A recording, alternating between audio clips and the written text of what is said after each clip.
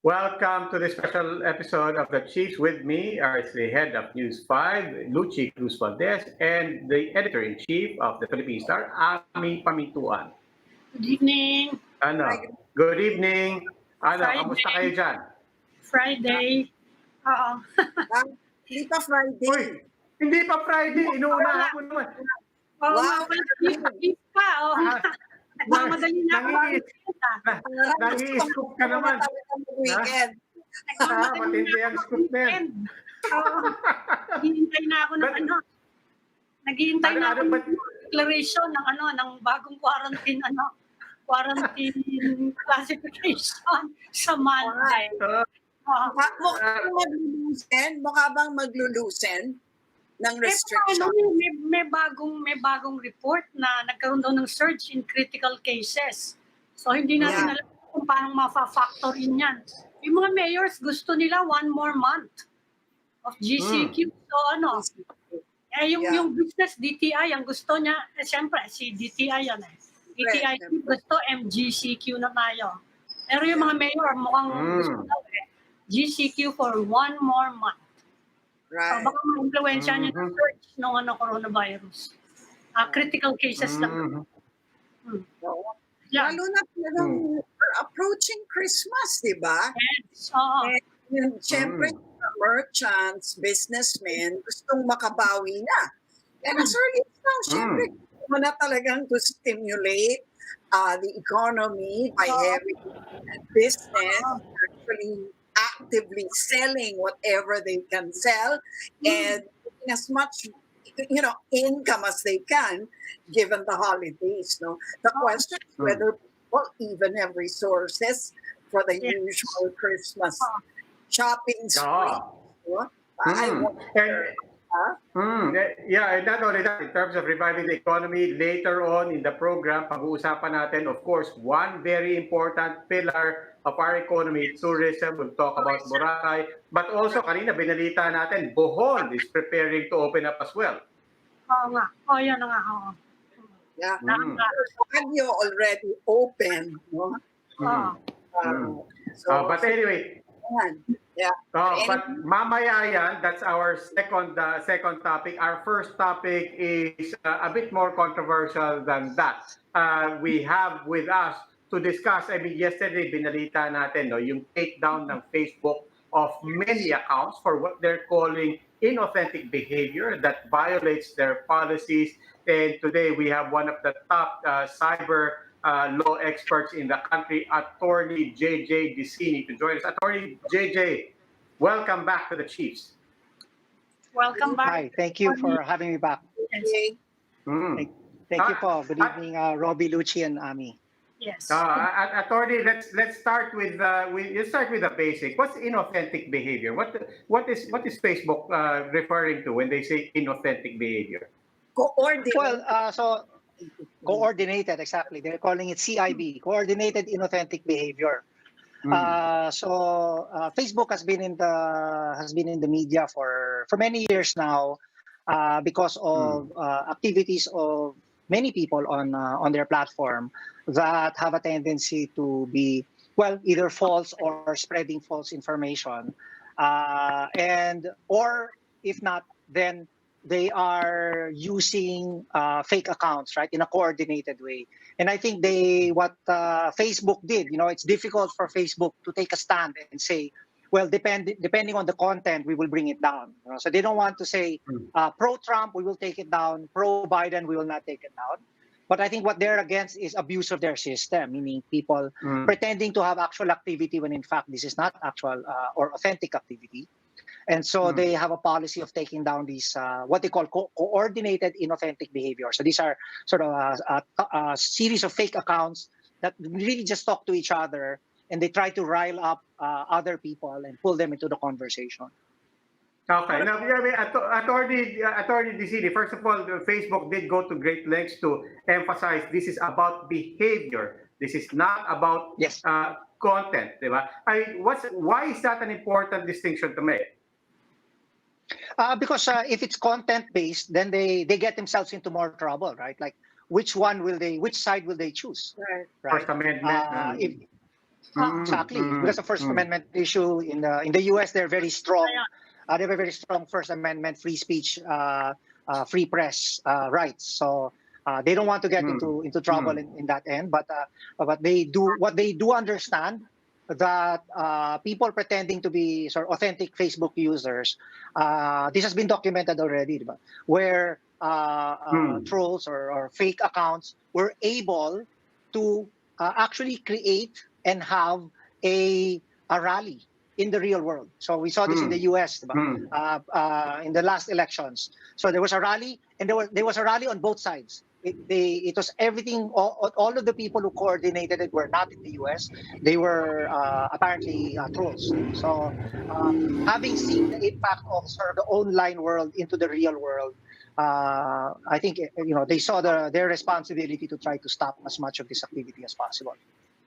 Well, attorney, ang sabi ngayon ng armed forces, mukhang hindi daw completely free of para daw may content bias actually in Facebook ngayon. Kasi pati daw yung authentic yung authentic nung kanilang social media manager, di ba, natanggal. And they weren't hiding the content na. They are actually, you can call it propaganda, but it's the side of the AFP, sanabi nila, we're trying to present the abuses na ginagawa ng communist rebels, recruiting children. Sabi nila, this is a legitimate account that Facebook took down. So sabi nila, hindi daw completely pwedeng i-claim ng Facebook na hindi nila tinarget yung content. Are you monitoring this? Tignan mo ba yung account? Tama, may basis ba ang AFP to say this? No. Okay, so I haven't, no, but let's take them at face value, no. It's conceivable that if I were the AFP social media person and I go around, obviously the views would be anti-communist. If I see something on Facebook, right? If I see something on Facebook that is anti-communist, I probably have a stronger tendency to share. So it's possible that that the AFP social media guy was unaware that this was a fake source. But because the views align with that of the armed forces, and of course they are staunchly anti-communist, it's likely that he shared. And perhaps the frequency of sharing crossed a barrier, right, across a threshold within Facebook use. Na it might look to them like it's coordinated. Even though, as I say, the difficulty with you can see behavior, but you can't. It's an indication of intent, but not necessarily that there was intent to coordinate. But you can say that if there are so many posts made by the SOCMED team, it's possible to say, oh, we innocently got duped ourselves, right? So I think if they want to defend themselves, I think Facebook might come out with the posts and say, well, look at these posts. And why did you repost it? Attorney, as far as you know, on the back end of Facebook, how does this work? Is this a political call? In other words, are these humans making this judgment, or is this an algorithmic call based on what their computers and AI can monitor? Na parang sobrang dami naman to, and it's all the same accounts linking to each other. So as far as we can tell, are these machines and algorithms making this, flagging this behavior, or are these ultimately human and therefore political calls? Right. I think the initial source must be AI. So they're looking at. There are patterns of behavior, no. So the old style sort of boiler room operation is that you would have maybe 10 people, let's say 10 of us maintaining 30 accounts each. So that's 300 accounts, and then we are all friends of each other. And then when I post, the rest of the 300 post or take up my post, and then it goes from there. So seeing the interaction between these groups, right, can easily be tracked just on the basis of frequency of interaction, the number of friends, the number of non-related interaction. In other words, because if it's a legitimate account, then you're using the account for other things. There are other feeds. There's other interactions with other people. Maybe there are private messages. But if the account exists only to interact with each other, then it's an indication that it might not be a legitimate account. I Okay. don't understand the coordinated inauthentic behavior. What is the common thread of inauthenticity, if I may know? For example, is it the fact that they're pushing a common agenda? And if so, uh, is there anything particularly wrong with that? Isn't social media precisely a vehicle for pushing some agenda or other? Is that necessarily, does that merit a takedown? I don't think that's why they're very careful to say they're not stopping content, they're stopping behavior. For example, I'm sure a lot of people are there's a lot of content out there on, say, kittens or cats or dogs, right? Cats of BGC, for example. Now, if you look at that community and you analyze the participants, if the Facebook users seem to be authentic because they have activities outside of cats of BGC and that they only spend, maybe 5% of their time, then that's probably legit. But when you have a community where all they do, all their activities on their account is just to interact in that one group, and they don't interact in any other way, in any other meaningful way, then you can glean from that that's a fake activity. It's not a real activity. Is that synonymous to Yeah. trolling? Is it? Pardon? Is it synonymous to being a troll? Being a troll farm? Is that Because when you say, well, in a sense, it's inauthentic. Trolling, because I think talks about sort of targeting people, right? Where we all gang up on one person. Those are one of the activities. In this particular case, it's more of pushing a particular agenda, and you try to make the agenda more salient because a lot of people are interacting about it. This can be very contentious. I mean, I'll give you an example. It's entirely possible that if I were to do this, so for example, Congress is considering, for example, Bayanihan 2, right?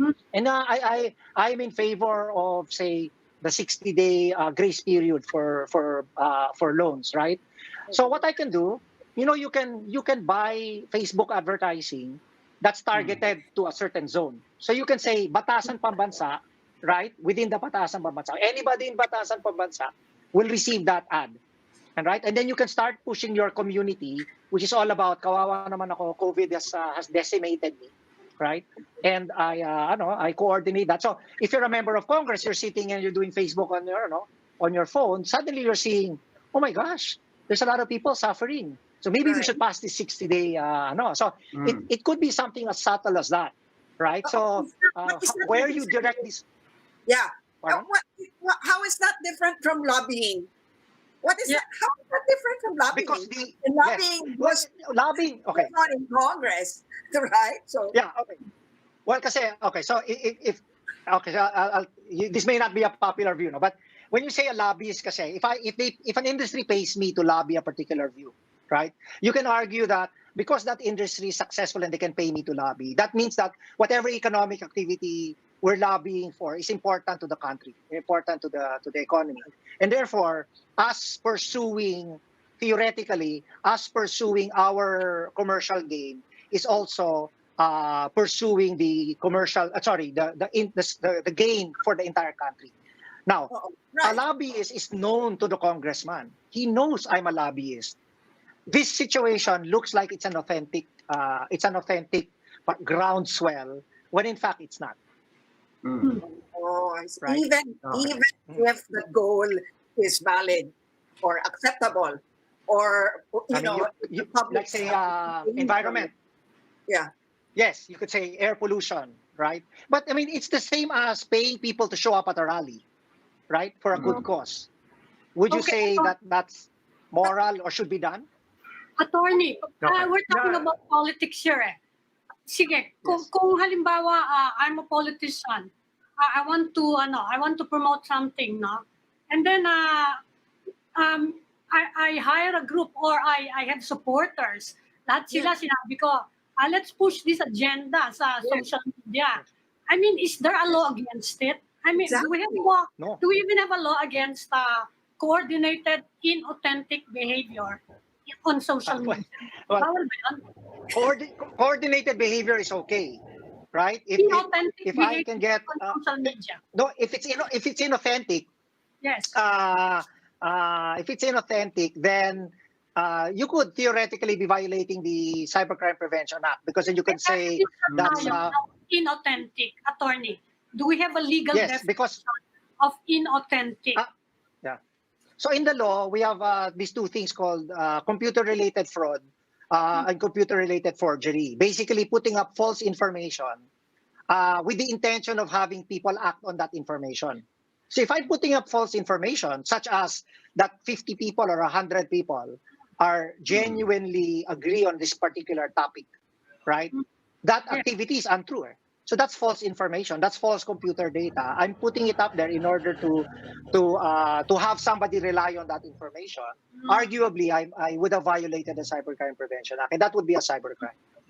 But in the attorney, what's the most serious scenario that can emerge from this? I mean, given that this is talking about police, it's talking about, in fact, some police who are specifically tasked to manage social media, Facebook, and some critics are trying to make the case, therefore, that this was an organizational push. And then finally, some of the behavior that is being flagged does go to content. They are at least pointing out some of these were used to red tag, possibly put some people's lives in danger. In terms of laws and things that critics might want to put forward out there, what's the most serious case that can be made of this? I mean, you can let your imagination run wild. I mean, you could arguably justify, say, a coup, right? Change in government, support for certain groups, make it appear that there's groundswell for this particular person, or change in government. It might spur people in the armed forces to take action, or people with guns to take action. Because it's all about perception. If you can change the people's perception about what's going on, you may cause them to act. So there might be a group that is armed who don't feel a threat. Suddenly, a threat appears on Facebook, and it leads them to believe that that's reality, and therefore they will then take action. But that's an extreme. I don't think we've actually seen that. What we've seen is people who are sort of neutral on a topic can be cajoled to take a side, pushed to one side or another on a topic. And in that sense, like in the U.S. elections, there seems to be some indication that it could have affected the result in some key areas, some key states. Okay. Elections, if you're talking about elections, even now, Senator Ralph Recto, is saying that there has to be a way to firewall the 2022 elections. How is that possible? Is there a way to do Firewall from what? Firewall from trolls, firewall from foreigners that might meddle now in the political exercise. Is there really a way to prevent it, to do firewalling? Okay. So, right now, the way the law works is that in elections, advertising, and meaning the means by which a candidate is supposed to reach the electorate is strictly controlled, right? They have to keep a budget. There are limits, very strict limits that are set out in the law, right? So theoretically, and I think the COMELEC has included within that budgetary limit these social media sites and all of these sites. No, so it's not entirely impossible for Congress to say maybe we shouldn't allow social media advertising when it comes to elections, right? And therefore no ads. So, pero the effect of that, the net effect of that then is that you leave it open to trolls, which are more difficult to uncover. The problem is that we don't have the access to the back end to discover the trolls. I mean, I think even in this incident here, the groups that they were talking about were formed in 2018. So it's 2 years before we figure out that this is then it's only so this has had its effect on, they said, 100,000 people, right? So that's a significant portion of the population. Yeah, attorney, let me shift the topic a bit. I mean, it's fascinating. We're talking about right now the military and the police complaining na sila monitor ng Facebook at sila ang na-penalize. But very often, just like yesterday, we were talking to the new PNP chief, Camilo Cascolan, and the concern of other people naman is the police wanting to monitor social media accounts. Now, he said something interesting yesterday, and I wanted your take on it, especially now that a lot of free expression issues are obviously playing out and have crossed over into social media. Sabi niya, we guarantee we will not violate human rights, including, sabi niya, we will not snoop on anybody's accounts. Ang babantayan lang namin is if you make a public post, so public post should be fair game, he said, and also kung mag-viral, that should be fair game as well. Is that? I mean, what's your take on it as a cyber lawyer, as somebody who also has taken on free expression issues, how it might impact on social media? Is that a legitimate proposition, or is there anything troubling with what he said? So, as far as I know, technology exists out there where there's a certain level that is available to law enforcement abroad. I don't know if it's available to law enforcement here because you have to pay for it, which allows them to look at different aspects of social media social media site, certain traffic and certain you can search. For example, you can search all posts by a particular person. You can do a search of all posts of people within a certain zone. So those tools exist. Those are commercially available. Now, privacy is a tricky thing when it comes to social media, right? Because precisely the reason why you put it online is you want it to be public. If you wanted it to be private, you wouldn't have put it online. Now, what's troubling in the Philippines is that we have this case, the St. Teresa's case, in the one in Cebu, remember, with those girls who took pictures of themselves and that got kicked out and were not allowed to graduate. So that case went all the way up to the Supreme Court. And the troubling part of the ruling in that case is that the Supreme Court held that if you put friends only as a tag, it's the same as public. So it's not just public. There's no such thing. There's no such thing as a private post. According to the court, what is private is if you set it for custom. But almost no one does that, where you choose which ones will see it. So for example, I know our kids do this to us, right? There is a group called Everyone Except My Parents, right? And that's custom, and that is considered private. But friends only is not considered private. And if you take that ruling, and if that is the standard for privacy, you're correct. A lot of posts would actually be fair game, and on that basis, the PNP would be it would not be unfair for the PNP to do this kind of investigation, because after all, it's public information. So when the chief of police says we are only monitoring public posts, we will not look even at private posts, that's actually tongue-in-cheek, because in reality, they're basically looking at everything. Well, not everything. What I'm saying is that I think they can include in public, according to the Supreme Court, the private. Now, let me before we scare everyone. There is another case in the U.S. Involving somebody put a GPS tracker on a drug dealer's car, right? And then it collected thousands of pages of data over a 30-day period. And they said, the car is in a public place because it goes in public places, and this is just about where it is. I mean, if I followed the car, I would know exactly where it went. But what they had was a GPS tracker, and the U.S. Supreme Court said that given the volume of data that you're getting, you're violating that person's privacy rights. Now, in comparison, if you take that ruling and you apply it here, if the police is systematically scouring through your Facebook account, you can argue that that's a violation of your data privacy rights. And in fact, we have a remedy. It's called a writ of habeas data. So you can file that in court, and then you can make the police officers disclose what data they're taking from you, and to ask them to stop it. To ask a writ from the court. So There are remedies available. So it's not entirely hopeless. So, but of course, the trick here is that you may never even know that it's happening. Well, yun talagang snooping, di ba? I mean, if they're gonna do that, they're gonna scour your Facebook to see where you've been, what you're at, etc. Diba? That's really snooping.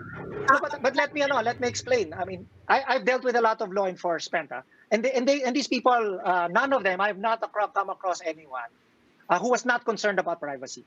In fact, they were leery about, they want to get a warrant, they want to make sure that they're within the confines because they want to build a case.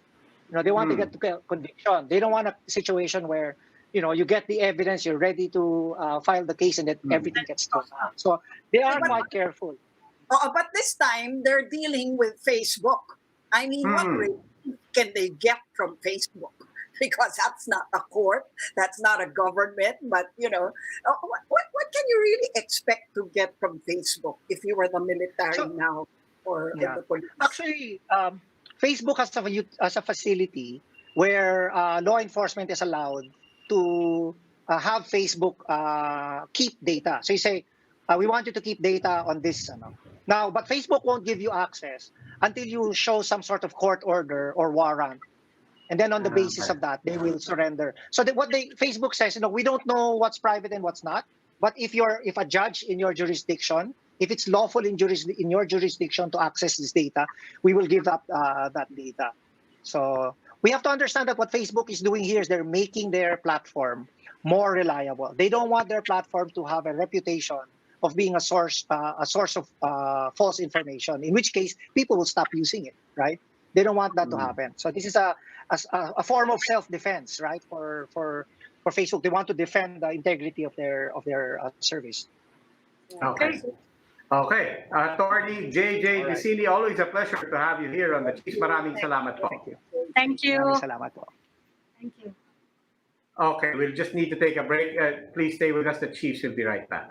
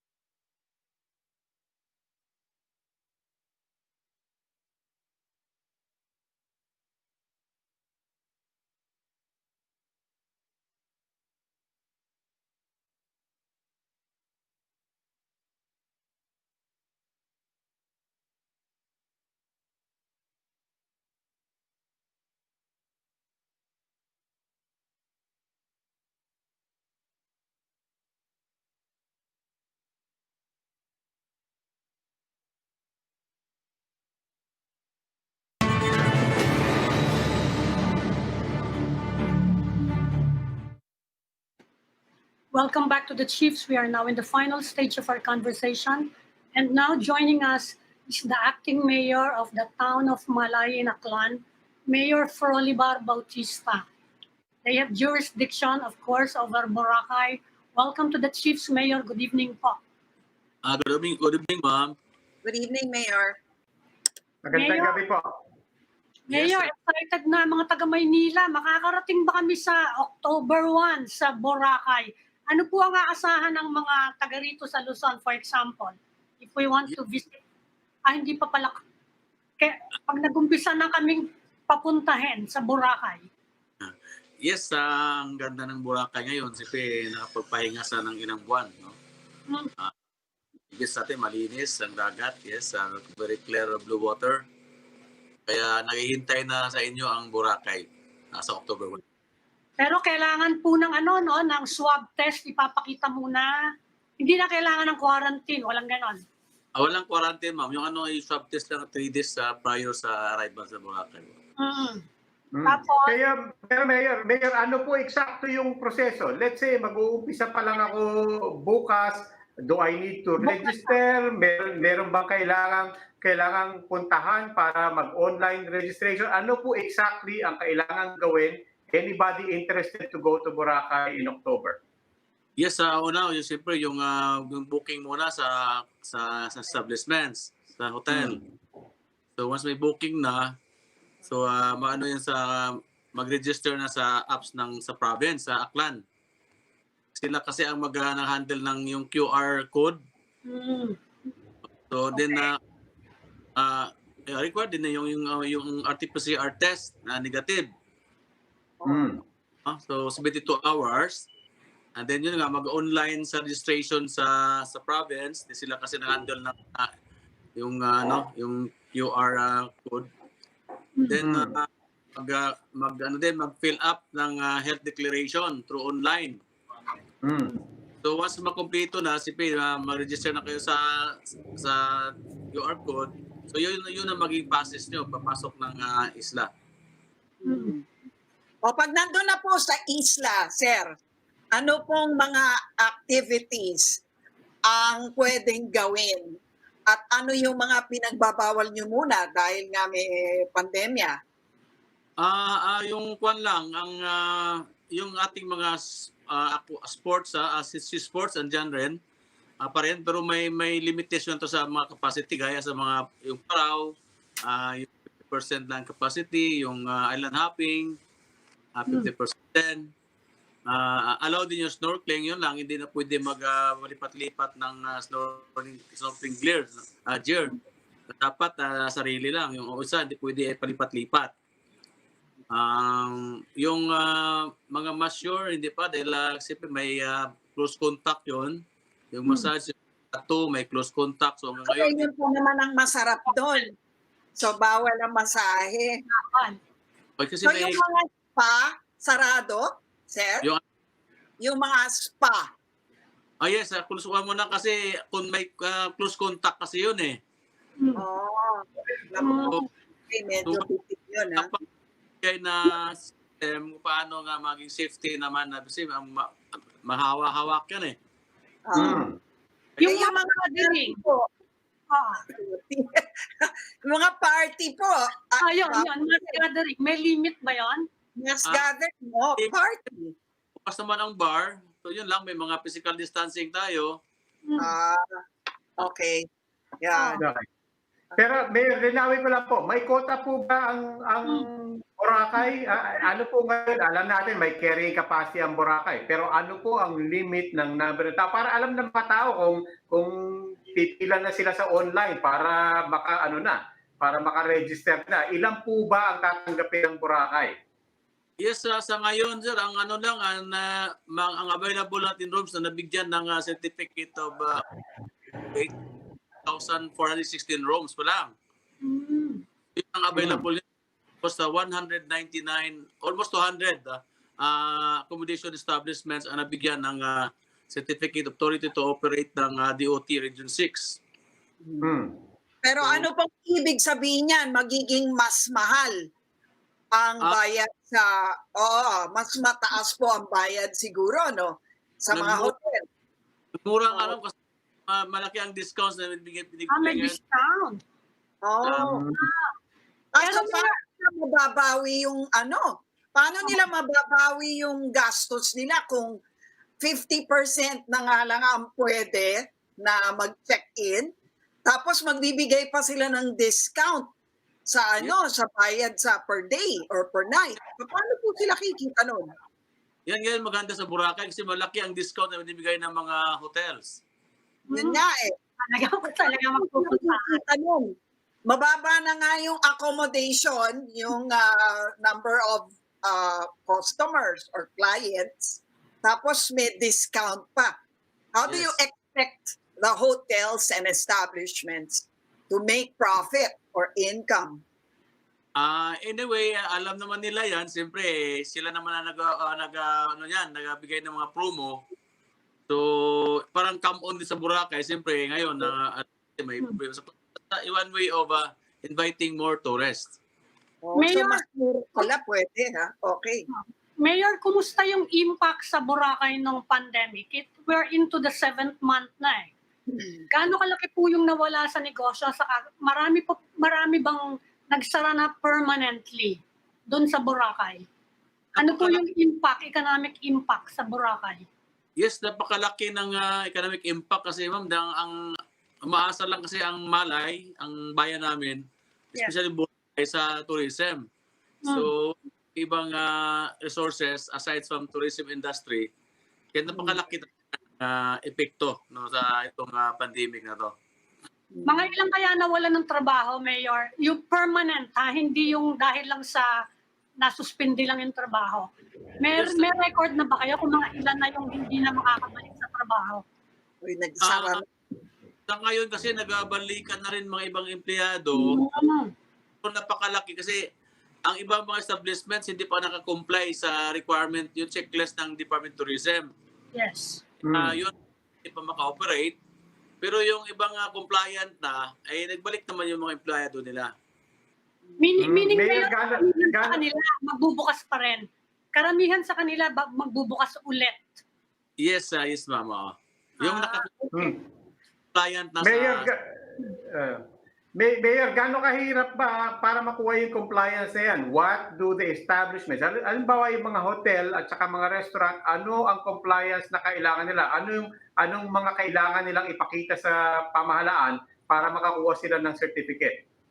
Yes, una, yung siyempre mayroon tayong tinatawag na minimum health standards. Of course, pagpasok mo ng hotel, dapat mayroon kang washing area, yung mga staff nakasuot ng mga PPEs, ano? Sa kwarto, basta maraming may checklist, hindi ko ma-memorize, pero maraming mga checklist na dapat i-comply. Okay. Now, Mayor, para lang ma-manage natin yung expectation, pagka sinabi natin na bukas na ulit ang Boracay, ibig sabihin ba nun, it's open to anybody from the Philippines or only people coming from GCQ areas? Ano po ba exactly? Para lang malinaw sa mga nanonood. Yes, lahat open ang Boracay sa domestic tourist, no? Lahat Pilipino kahit na GCQ na status ay pwede Boracay as long na mayroong yung RT-PCR na result na swab test na negative. Kumusta po yung status ng COVID infection sa Malay? Kumusta na po? Gaano karami? Saka may mga namatay ba? Malaki bang problema yung infection dyan? No, COVID-free kami ma'am ang Boracay. Wow! No, Malay Yes, town. Except sa noon, nung May na yun na mayroong isang frontliner na galing din Manila. Then after that, wala na. So may COVID-free talaga Manila, Boracay from. Hindi ba kayo nag-aalala na baka madala dyan ng mga turista? Basta as long as swab test ma'am, mayroon optimistic kami na ang safety and dyan as long na sundin lang yung health protocols. Pero Mayor, ano po yung, syempre, we're hoping for the best for Boracay, we're hoping for the best for Malay, but pasensya na po, in a worst case scenario na biglang, syempre, alam po natin, you will continue to monitor on a daily, on a weekly basis, but kung magkaroon po ng kaso sa Boracay, ano po ang contingency and what is the protocol at meron po bang magti-trigger ng reconsideration, biglang will this trigger a meeting kung sakaling magkaroon ng isang kaso? Ano po ang mekanismo natin just in case mangyari yung mga ganyan? Yes, meron na mga health referrals tayo na in place, ano? Pag-usapan niya na for how many weeks na. So lahat ng system na in case na mayroong mangyari ay na-plaster na. Kumbaga, in place na lahat.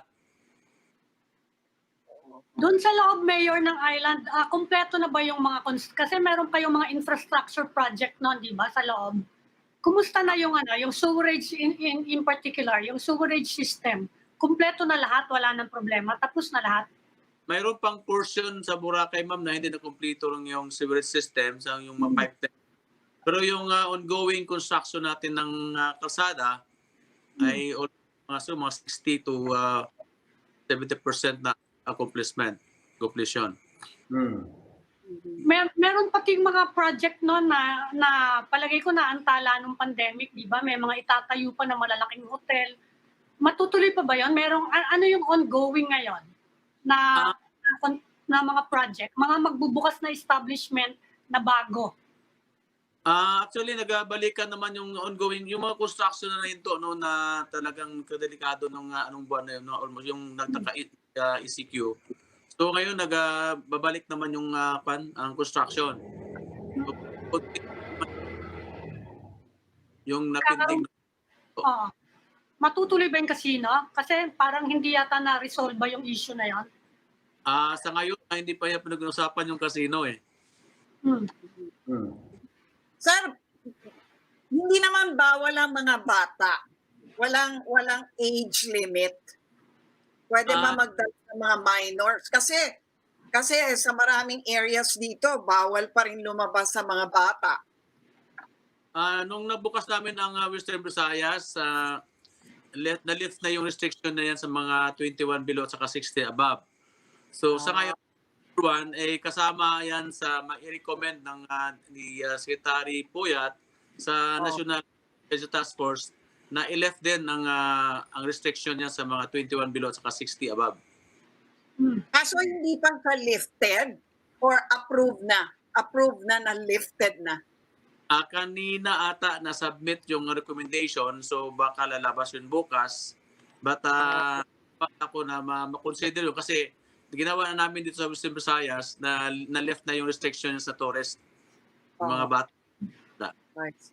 Paano yung mga nagpaplanong magpakasal? Pwede na rin. Yung mga gustong magpakasal dyan. Pwede na rin, siyempre, mga siyempre, may physical distancing pa rin. Saka limitado yung guests, Wala. Kiss the bride.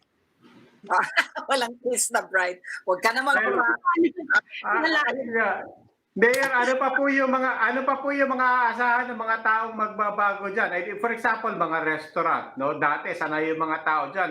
In fact, yun ang labanan, no? Pagandahan ng buffet and so on. May nagbago rin po ba doon sa mga offerings ng mga restaurants? Buffets, for example, we know that's a big conversation dito sa mga hotel, mga restaurants sa Metro Manila.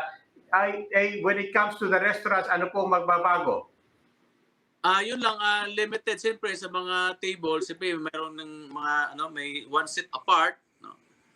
Meaning na may limit ang capacity sa mga restaurants. Siyempre bawat may bakante na upuan sa gitna. So hindi na pwede kasi 4 seaters ay dalawa lang makaupo. Ganon. Paano yung parang pinaka palengke dyan? Meron po kasi yung mga palengke dyan po nagkakaroon ng clustering, hindi ba? Paano nyo ma-regulate yung traffic ng tao? Lalo na sa mga masisikip na area like the market. Sa ngayon sa market natin, dyan pa rin yung physical distancing, di nakasuot pa rin ng face mask ang mga tao. At saka bago ka pumasok, hand washing ka muna. So may 1 entry, 1 exit ang market. Okay. Humingi po ba kayo ng dagdag na Kasi sabi ng PNP, magdi-deploy sila all over, sa mga bubuksan na tourist destination.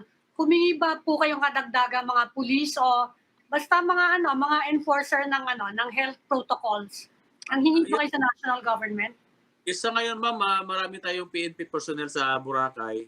So, meaning, kaya i-handle kasi kumpleto tayo ng mga health personnel at saka yung ating mga enforcers. paano nyo nga ho ba i-handle ang mga violator? Matanong lang.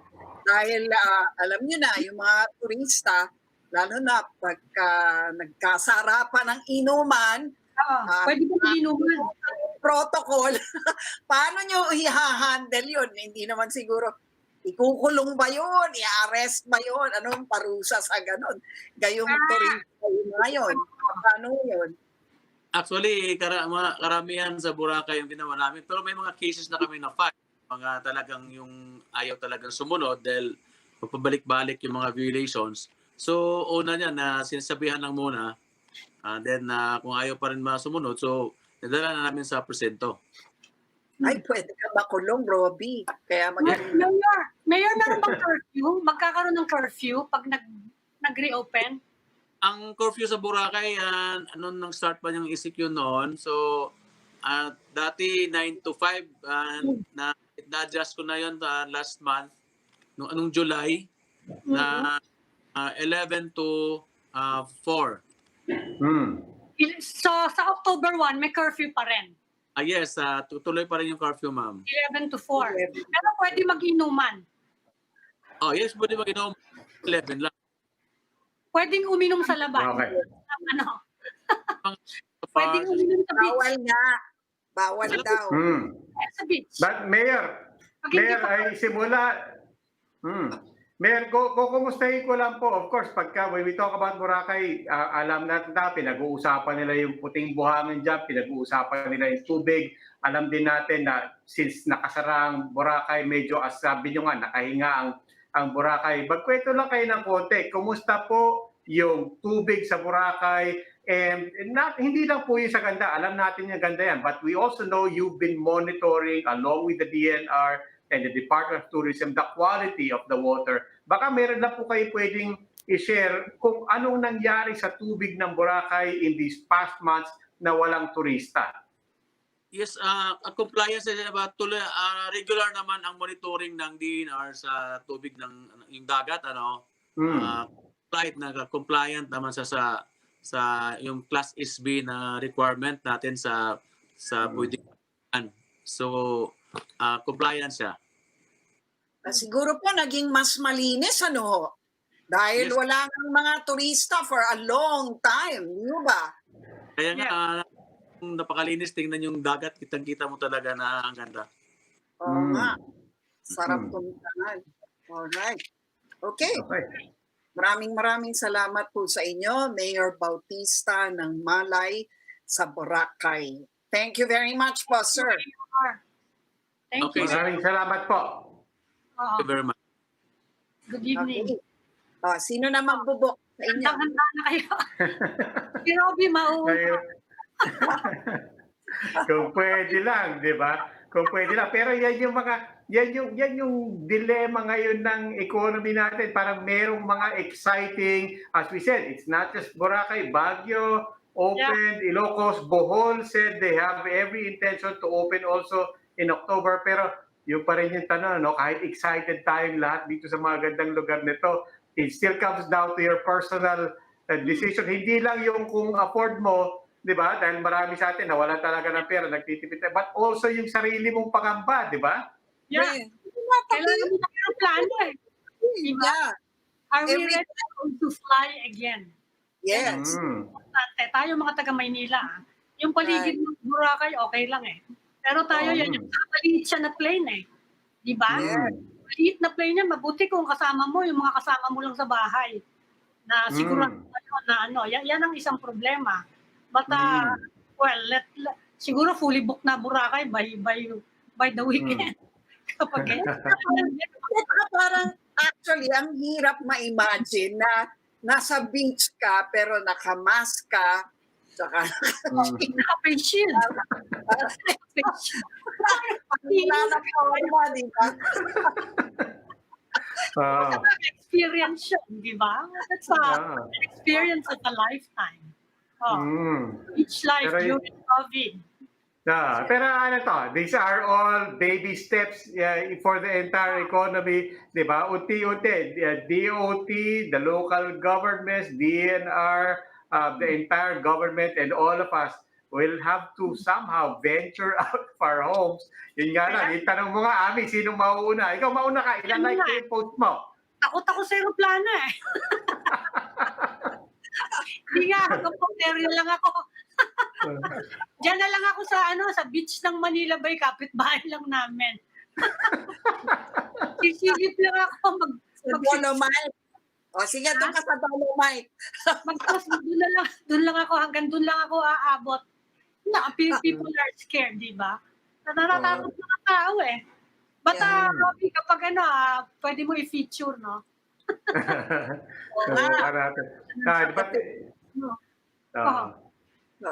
Well, that will be all for this edition of the Chiefs. We hope what was discussed here will keep the conversation going. I'm Ami Paminton of the Philippine Star. I'm Lucy Cruz Valdez of News 5. I'm Robbie Alampay. We are One News.